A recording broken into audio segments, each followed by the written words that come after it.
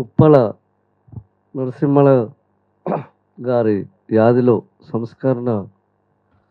సంస్మరణ కార్యక్రమానికి సభాధ్యక్షత వహిస్తున్న ఉప్పల బాలరాజు సార్ గారికి, వేదిక మీద ఉన్న పెద్దలకి, వారి కుటుంబ సభ్యులకి, ఇక్కడికి విచ్చేసిన ప్రతి ఒక్కరికి పేరు పేరున ధన్యవాదాలు.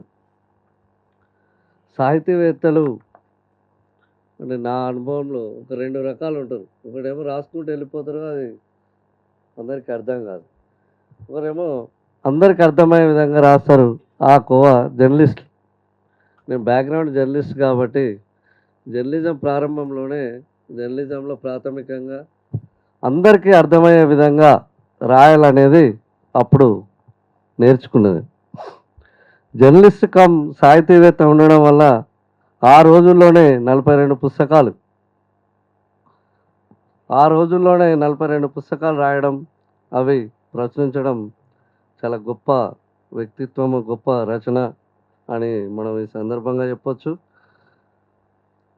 రాజు మరణించే నొకతార రాలిపోయే, కవి మరణించే నొకతార గగనం ఎక్కే అన్నట్టు సార్ చరిత్రలో ఉంటారు. అయితే సార్ రచనలతో పాటు బయోగ్రఫీ కూడా, నరసింహ గారి బయోగ్రఫీ కూడా రాస్తే బాగుంటుంది. అందుకు కుటుంబ సభ్యులు కూడా కొద్దిగా శ్రద్ధ తీసుకోవాలని ఈ సందర్భంగా విజ్ఞప్తి చేస్తూ, నాకు ఈ అవకాశం ఇచ్చినందుకు ప్రతి ఒక్కరికి ధన్యవాదాలు తెలియజేస్తాను.